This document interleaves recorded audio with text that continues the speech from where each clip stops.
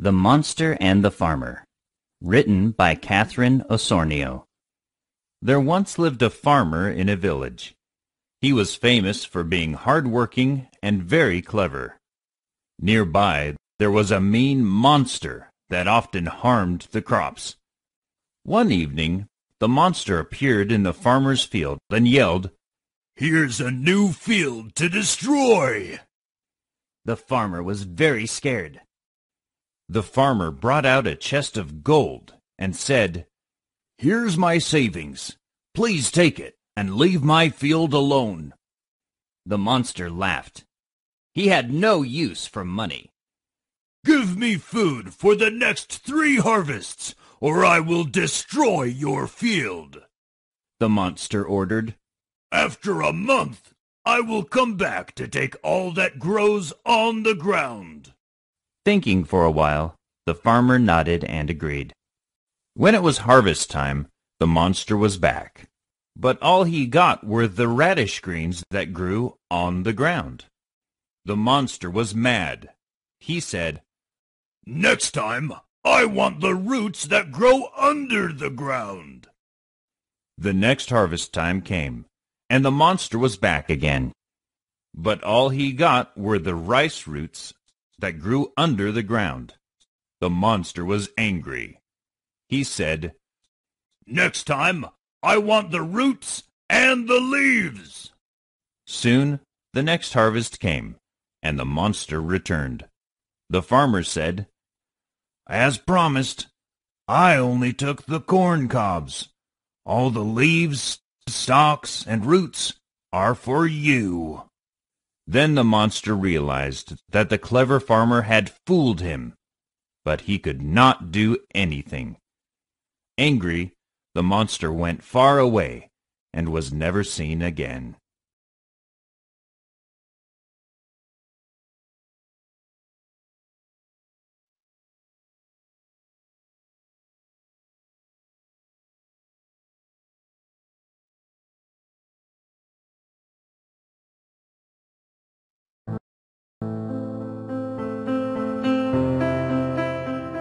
The Tortoise and the Geese.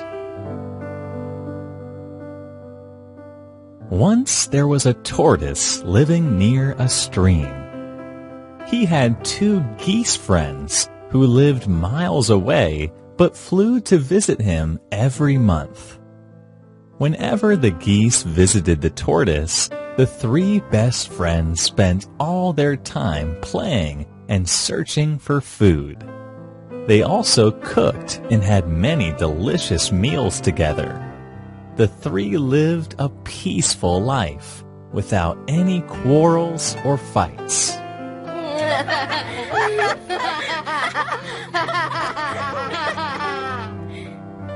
At the end of one such visiting day, as usual, the geese flew back to their home. Goodbye.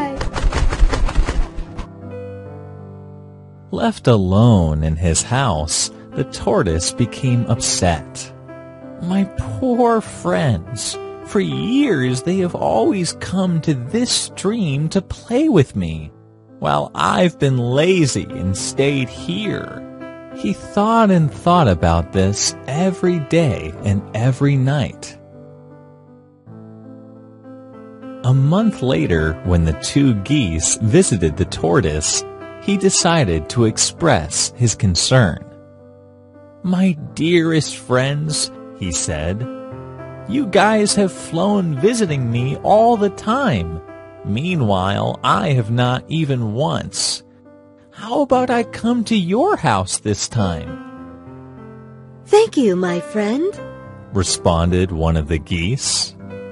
"We really appreciate your suggestion. If you'd like to visit us, we're willing to help." "Yes, indeed," said the other goose. "We've thought about inviting you to our house before, but we couldn't find a suitable way to do this. You know, we have wings and we can fly, but you don't. So maybe we should wait until we find a solution." The tortoise agreed and stopped thinking about it for a while. The three friends continued with their peaceful lives. However, this peace did not last long. That year, the summer was much hotter and longer than usual. Plants were scorched and dried up. Hundreds of animals and insects were starving. Living near the stream, the tortoise and the geese lived better than the other animals. However, they could not remain much longer, as the stream was drying up. The three friends urgently needed to find a way of carrying the tortoise to the geese's house. Does anyone have any ideas? Asked one goose. I've been thinking about climbing and sitting on your back. Then you will fly me to your house. How do you feel about that? Asked the tortoise. That would be too dangerous. You might slip and fall, replied the goose. Maybe he could hold your neck tight to keep his balance, suggested the other goose. I don't think so. How could I hold her neck with these two short legs? Responded the tortoise. Oh, it's so difficult. What can we do? Sighed the goose. One by one, the solutions were discussed, but none sounded right. After a couple of hours, the tortoise had an idea. I might bite a stick so that you two can carry me with it to your house, suggested the tortoise. What a great plan! Why couldn't we think of that earlier? Said one goose excitedly. Yeah, let's start our journey right away. I can't stay here another moment, replied the other goose. So the three friends began their journey. The two geese held a stick in their beaks, and the tortoise bit the stick between his teeth. They flew over hills, valleys, fields, and plains. They dreamed of their new lives in the geese's homeland, which was a more fertile place without any drought. Many animals on the ground saw that extraordinary scene and clapped in wonder. However, some others criticized the tortoise for using his two friends in such a way. Silly tortoise! Get down here! You look so ridiculous! You're such a bad friend to make your friends do that. Don't you know how hard it is for the geese to carry you that way? Yelled someone. The tortoise was sad and resentful. Why did these animals only criticize him? However, as he was biting the stick, he could not open his mouth to explain. The two geese understood the tortoise's feelings. They comforted him. However, there was more and more shouting and criticizing, which irritated the tortoise very much. The tortoise was so angry, and he wanted to explain. Finally, he opened his mouth to speak, forgetting that he needed to bite down on the stick. In doing so, he lost his grip and fell from the sky.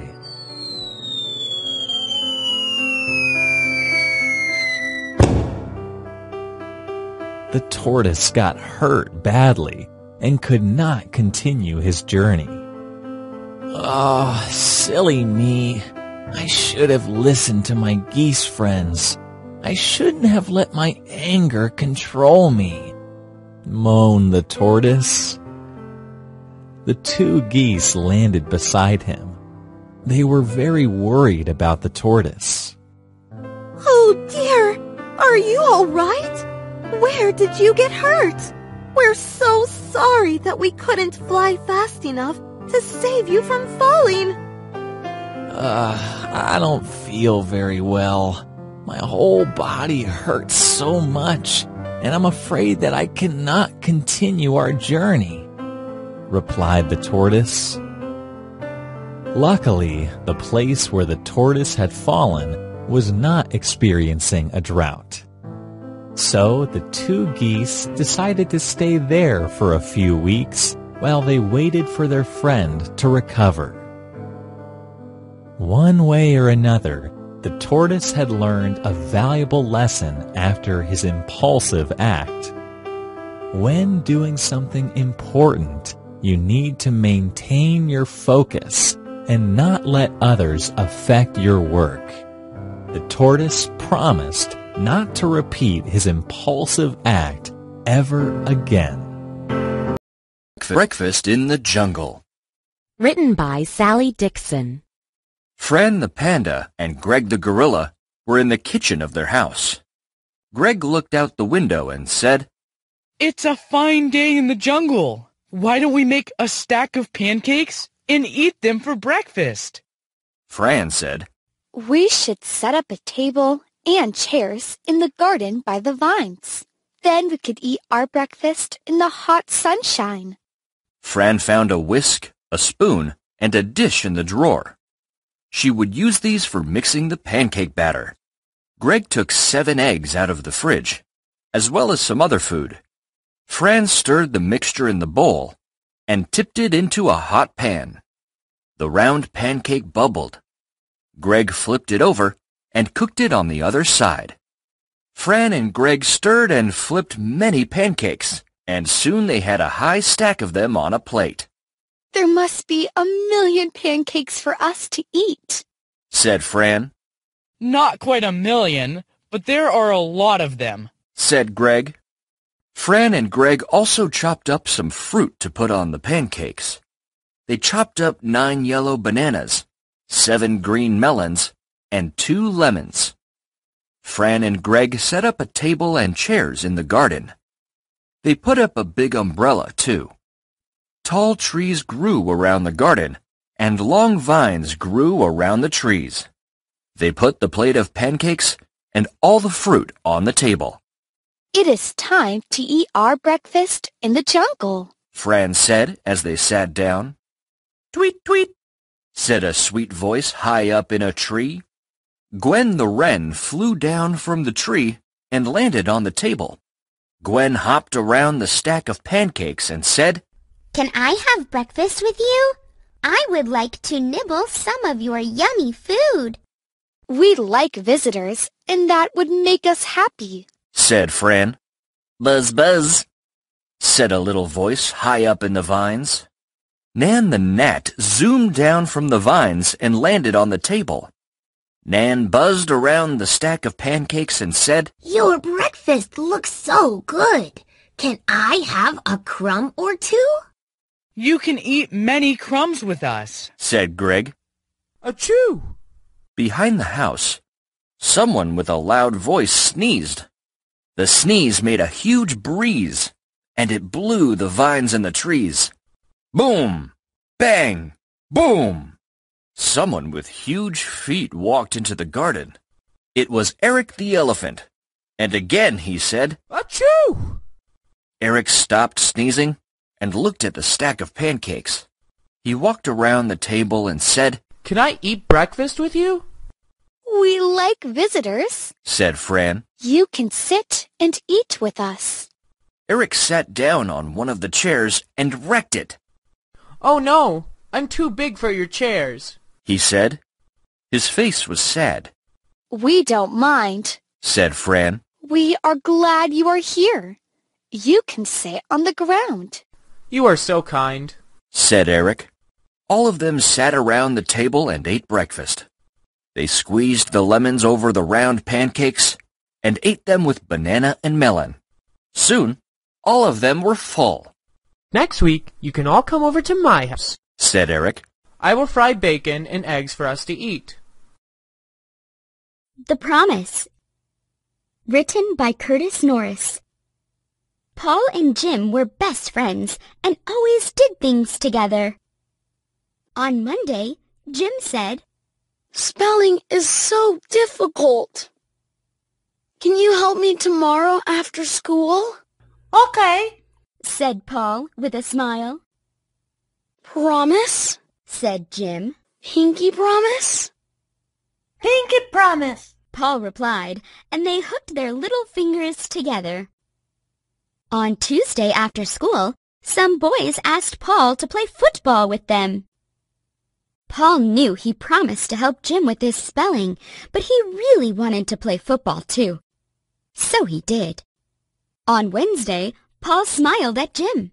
Hi, Jim. He said. Jim did not answer him and did not smile either.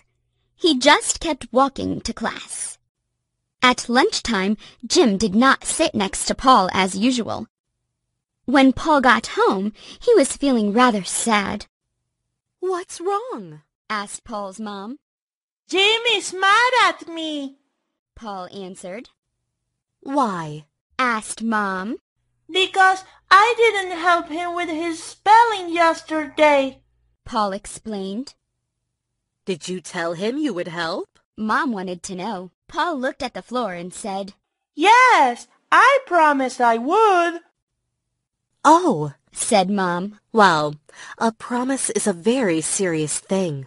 You should always keep your promise and do what you say you will. Yeah, I know. Said Paul quietly. Now Jim doesn't like me anymore. Mom smiled and said, Well, it's not too late. You can still keep your promise. Why don't you go help him now? Better late than never. Paul brightened and nodded, then rushed out the door to Jim's house. At Jim's door, Paul said shyly, I'm sorry I broke my promise, Jim. You hurt my feelings, Paul, said Jim. I thought we were friends. We are, said Paul. I am really sorry. I should have kept my promise. Can I help you with your spelling now? Jim thought, then smiled a little. Well, I did miss you, Paul. Sure, you can still help me. Thanks. Will you be my best friend forever? Yes, Paul nodded. I promise.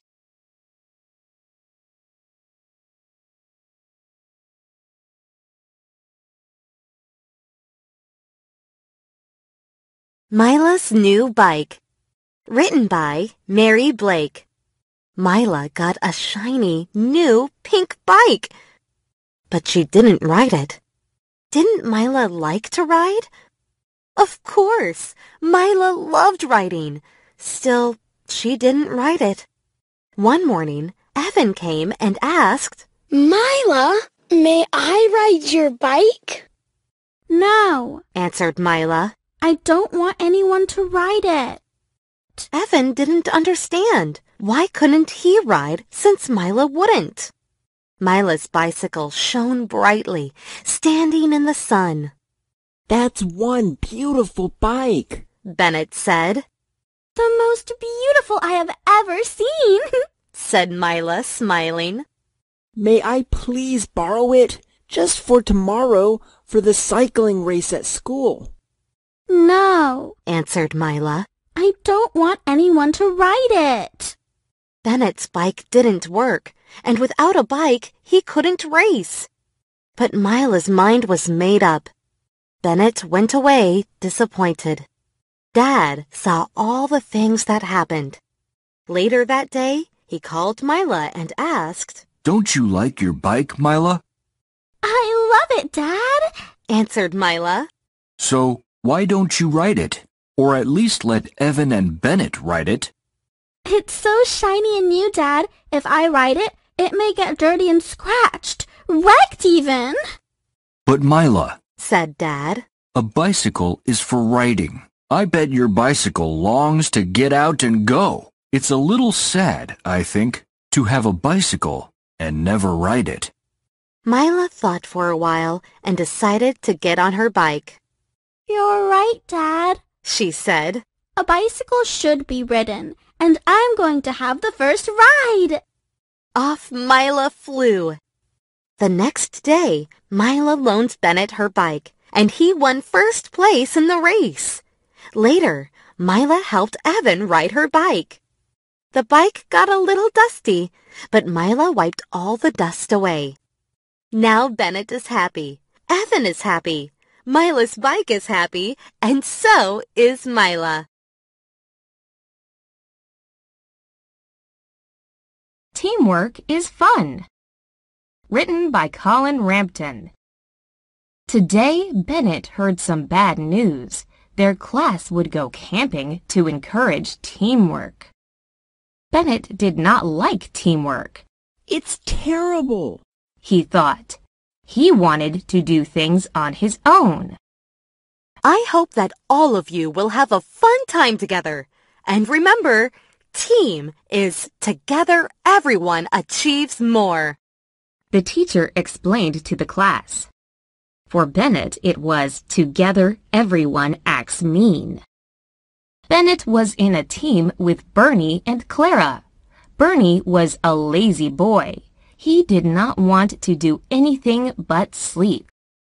Clara dreamt of being a famous singer. The only thing she knew was her silly songs. The mission for Bennett's team was to collect at least 30 sticks and branches to make a good fire. As a team, they were pretty useless. Bernie sat on a log and watched caterpillars. Clara wandered around, sang her songs, and collected a few sticks. Only Bennett tried to complete the mission, but it was not enough. Bennett's team completely failed. Their teacher was not pleased. Every other team completed their tasks. Maybe your teammates are not your best friends, but that is no excuse. You had a job to do, and you let us all down. Bennett said, Sorry, but I don't want to be on a team. I want to do things by myself. Bennett, teamwork is very important. Doing well by yourself is not enough when you are on a team. Everything will go on successfully if your teammates do well like you, said the teacher. The 3 kids felt very sorry and ashamed. They said, We are so sorry. Can we have a second chance? We will not let you down. The teacher smiled happily and said, Of course you can. This time, the 3 kids really enjoyed working together. Bennett realized that Clara had a very nice voice. He was totally wrong about Bernie, who wasn't such a lazy boy. They got along well working together. This really was a meaningful trip for Bennett. He learned that teamwork is very fun, too. The Wild Swans.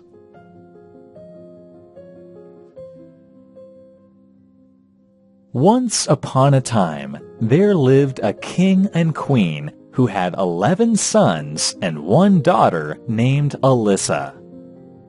They lived happily together until one day the queen died and the king remarried a wicked queen. She sent Alyssa to a remote village to live with a poor peasant and turned the 11 brothers into swans.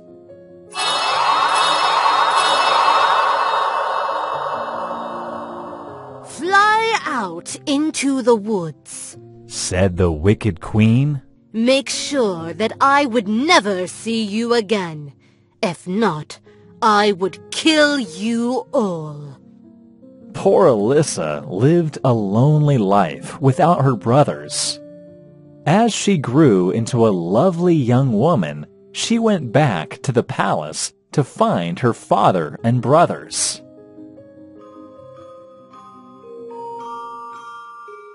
Right after seeing beautiful Alyssa, the wicked queen got jealous. The queen tried to cast spells on Alyssa, but Alyssa was so pure that all the spells had no effect on her. Then the queen put a dark ointment on Alyssa's skin, which made Alyssa very ugly, so that the king didn't recognize her. "Someone has taken away my daughter," the king said. "This is not her. Away with whomever this is."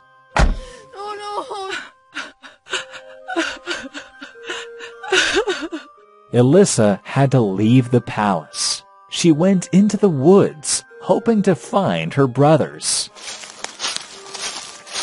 She wandered around, eating wild apples and berries. Soon, she met a strange old woman. Have you seen 11 princes anywhere in the woods? Alyssa asked. No, but I once saw 11 swans swimming in the lake at day, and by night they became young men, replied the old woman. Alyssa hurried to the lake, hoping to find her brothers.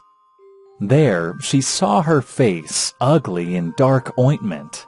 She washed her face and sat down to wait for the swans.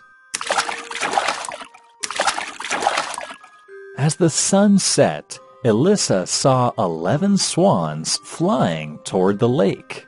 They landed near where Alyssa was hiding.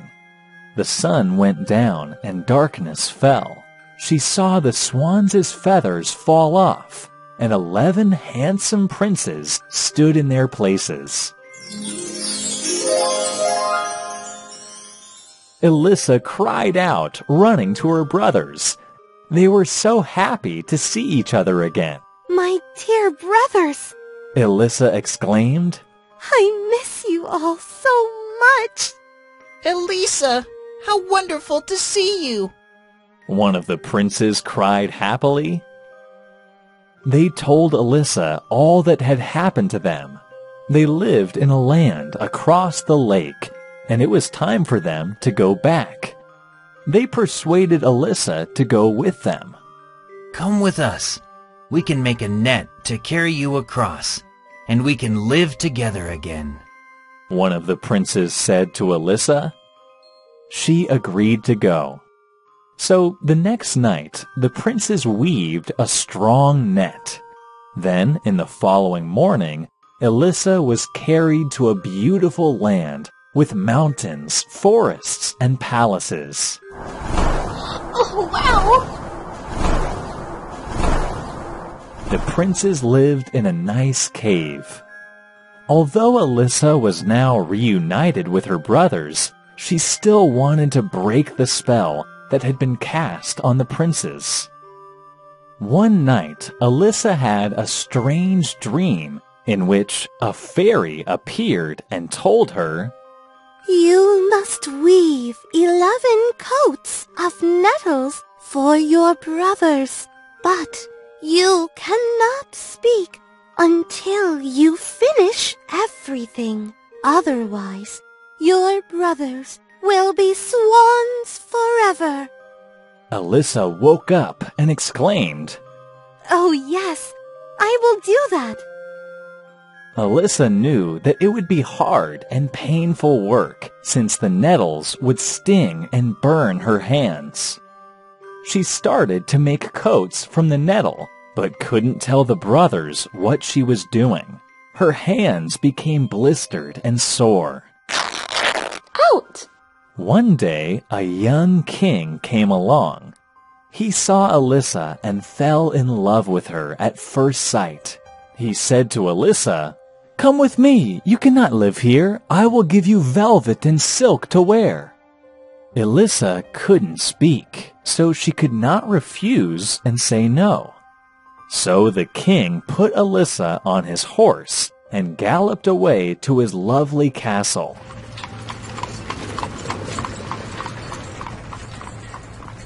His servants brought all the nettles and the coats. Soon, Alyssa became the queen and dressed in beautiful clothes every day. But she wanted to finish the coats for her brothers, so she continued to work on them. However, she couldn't explain to the king why she was weaving. In time, the people thought that Alyssa was practicing witchcraft. Since she couldn't speak to defend herself, they persuaded the king that her strange habit of gathering nettles and weaving coats was proof that she was a witch. It's so strange what she is doing. She must be a witch, one servant said to the king. But the king didn't believe. Alyssa tried to finish the coats quickly. At last, she finished all but one sleeve for her youngest brother's coat. One night, Alyssa ran out of nettles and was forced to collect more in a nearby church graveyard where a man was watching. He reported the incident to the king. Immediately, Alyssa was brought to trial for witchcraft. She could speak no word in her defense and was sentenced to death by burning at the stake. When she was taken to be burned at the stake, she still weaved the very last coat. As she was brought forward, the 11 swans flew down to her.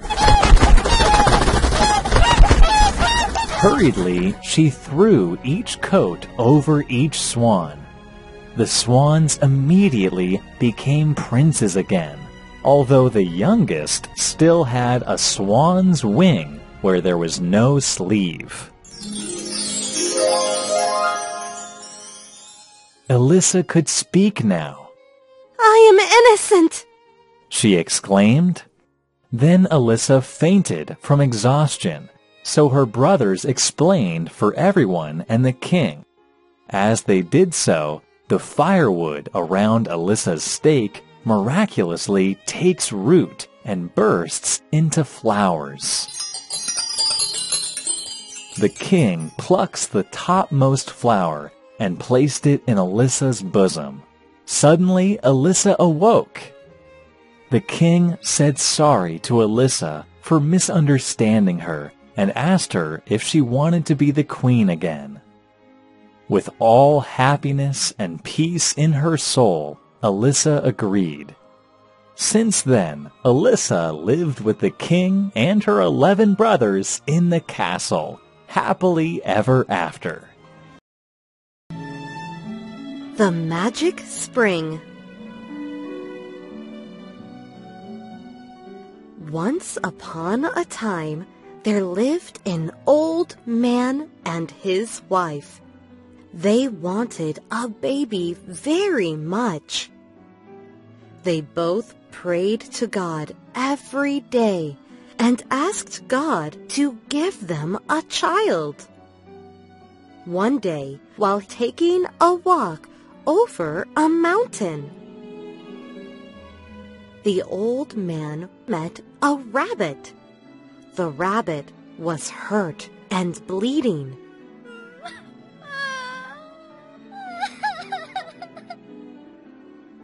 Oh, what happened to you? The old man asked the rabbit. A hunter has tried to kill me, and he's still after me, the rabbit answered. Could you please help me hide? The old man agreed. He opened his bag and hid the rabbit inside.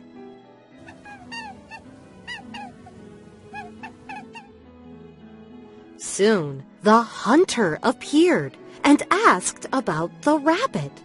The old man kept his promise. He went that way, he told the hunter. Then he pointed to a distant hill. I want to thank you for helping me, the rabbit said. Then the rabbit led the old man to a magic spring. The water in the spring could heal any wounds. It also made people younger.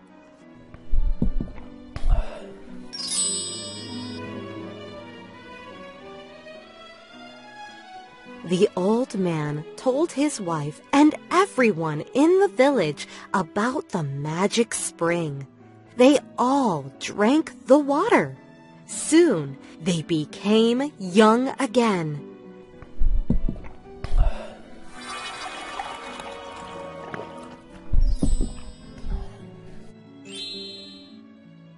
A greedy man heard the story. He went to the spring and drank as much water as he could. He wanted to be the youngest-looking man in the village. The greedy man drank and drank until he turned into a child. He drank even more water from the magic spring and turned into a baby.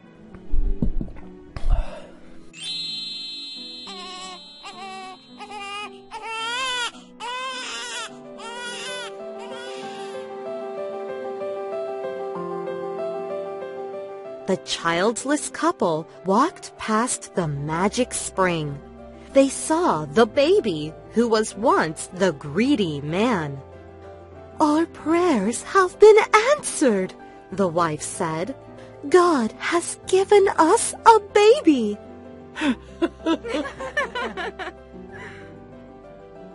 They brought the baby home and raised him as their own. The couple and the baby lived happily ever after.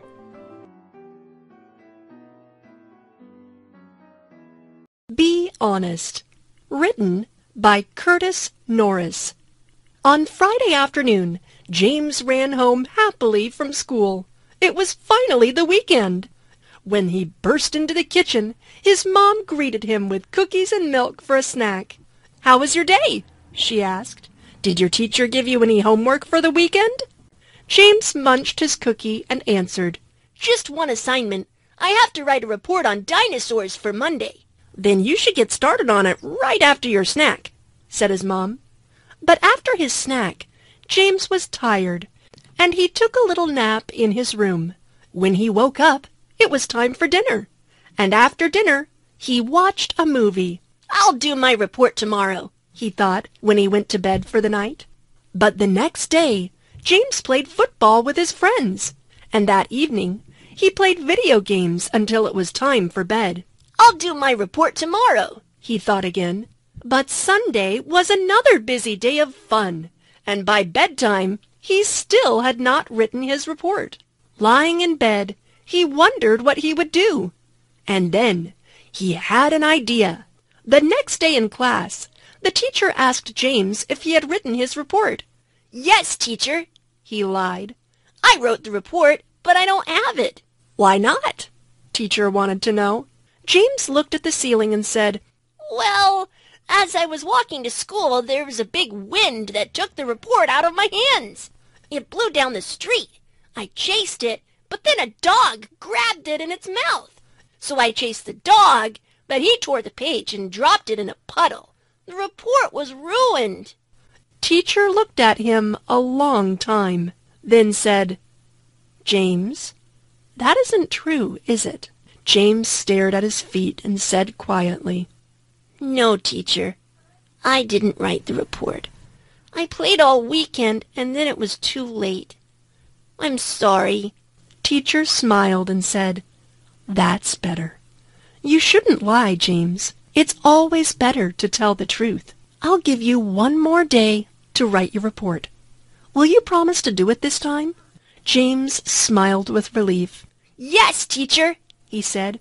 "I will do the report tonight, and I will never lie again." The Selfish Giant.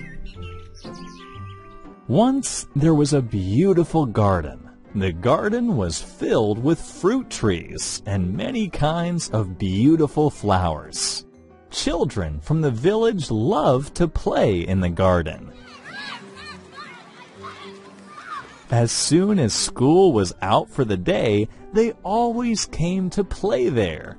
A big old castle sat at the back of the garden. According to legend, a giant once lived there, but he had been gone for a very long time. The giant had been gone so long that no one expected to see him again. One day, the children in the garden heard loud thumping sounds. The thumping was so loud that it shook the earth. What could that be? The children asked each other. Then they looked up and saw the giant. The giant was very angry. How dare you children play in my garden? The giant yelled. Go away and do not come back again. The giant put up signs telling everyone to stay away. Then he built a tall stone wall around his garden. That should keep those children out?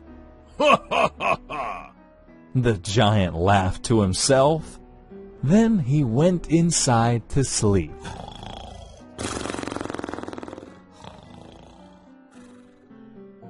The plants in the garden were not happy that the giant had returned. The trees and flowers enjoyed the company of the children from the village, but the children were no longer around. The warm sunbeams also decided to leave the giant's garden. Because the giant chased the children out, winter came quickly to his garden. No plants grew, and the weather was cold all the time. When spring and summer came to the village, it did not come to the giant's garden. The giant went back to bed and slept some more. One day, the giant woke up to the sound of a chirping bird. He looked out the window and saw that spring had returned to the garden. Then he discovered that the children found a way into the garden through a gap in the stone wall. The giant now saw the error of his ways and decided to take down the wall. But when he opened the castle door, the children ran away. The giant then saw a boy who was trying to climb a tree. The giant bent over and gently helped the boy climb up onto the branch. He sat down and said, It is your garden now. I am truly sorry for chasing you away. The giant then went to work, knocking down the big stone wall. The children all came to play in the garden, and spring returned. For many years, the giant lived in the castle, and he happily played with all the children from the village that came to visit. We Can Fly. Written by Curtis Norris. Have you ever dreamed that you could fly? How fun it would be to swoop through the air like a bird! In real life, it is still possible for us to fly too. In fact, there are a few ways we can fly. Let's look at some together. Most people fly with airplanes. The first airplane was flown by the Wright brothers over 100 years ago. It did not fly far, but it was the first step. Now everyone can fly. Today, there are so many kinds of airplanes. Big ones and small ones, fast ones and slower ones. Some planes have propellers, while other planes have big jet engines. Would you like to fly in an airplane? Another way to fly is in a helicopter. A helicopter can fly straight up and down, forwards and backwards, and side to side. It can even hang in the sky like magic. Where are the wings? How can a helicopter fly? Some people fly in big, colorful balloons. Hot air makes the balloon go high up into the sky. The wind pushes the balloon here and there and over the land below. Can you imagine flying in a balloon? People also fly in an even bigger balloon called the blimp. It looks like a giant whale floating in the sky. Some blimps have colorful lights on the side that show messages people can read on the ground. Such an amazing scene! Have you ever seen a blimp? If you are very brave, you can fly with a hang glider. Put on your wings and jump into the sky. Now you are really flying like an eagle. Are you brave enough to do that? Now you know some of the ways that you can fly. If you cannot wait to fly on a plane or a helicopter or a blimp, you can still fly in your dreams. So, close your eyes and fly like a bird. Master of all masters. Once there was a girl who wanted to get a job. She went to a job fair to apply for a position as a servant. At last, an old gentleman hired her and led her to his house. The man lived alone in an isolated house. He believed his knowledge was so great that he always called things by complex names. On the first day of work, the man taught his new servant all these unusual names. He said to her, "The first thing you need to know is, what will you call me?" Master, Mister, or whatever you please, sir.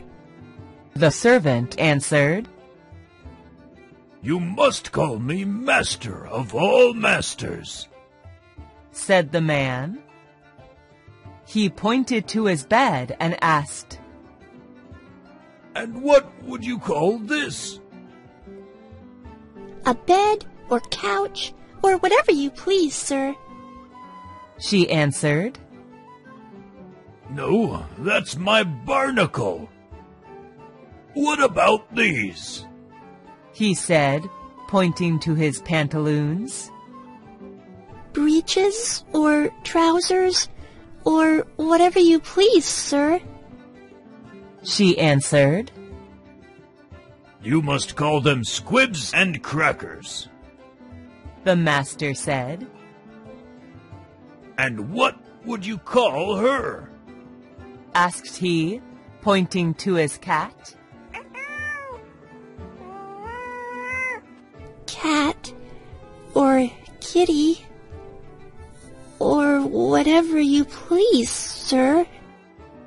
She answered, "You must call her White-Faced Simony. Now this." The master gestured to the fire. "What would you call it?" Fire or flame or whatever you please, sir. She answered, "You must call it Hot Cockalorum. And what about this?" The master went on, pointing to the water. Water or wet or whatever you please, sir. She answered, "No, Pondalorum is its name. And what do you call this?" the master asked, pointing to the house. House or cottage or whatever you please, sir. She answered, "No, you must call it High Topper Mountain," replied the master. The servant listened and carefully wrote down everything her master said.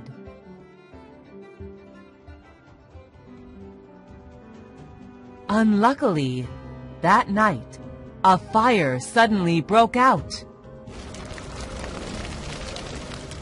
The servant woke her master in a fright and cried, "Master of all masters, get out of your barnacle and put on your squids and crackers. For white-faced Simony has got a spark of hot cockalorum on its tail. And unless you get some pondalorum, High Topper Mountain will be all on hot cockalorum." Because these names were so long and complex, it took the servant a while to finish what she was saying. But the fire spread so quickly that by then it was too late. The master and servant only escaped death by inches and had to watch their house burn to the ground.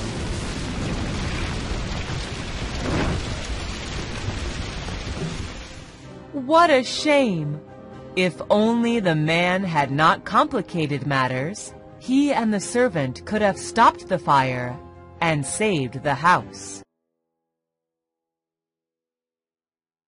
The Old Man and His Grandson. Once upon a time, there was a very old man. His eyes couldn't see very well. His ears couldn't hear very well, and his knees shook when he tried to walk. When he sat at the table, he could hardly hold the spoon. He spilled the soup on the tablecloth, and sometimes it ran down his chin. The son and his wife did not like this.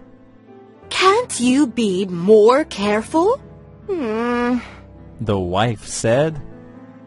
So they made the old grandfather sit and eat in the corner behind the stove. They gave him just a little food in an earthenware bowl.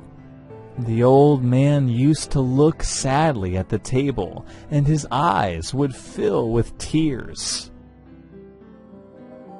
One day, his shaking hands could not hold the bowl, and it fell down and broke. The young woman scolded him. "Can't you be more careful?"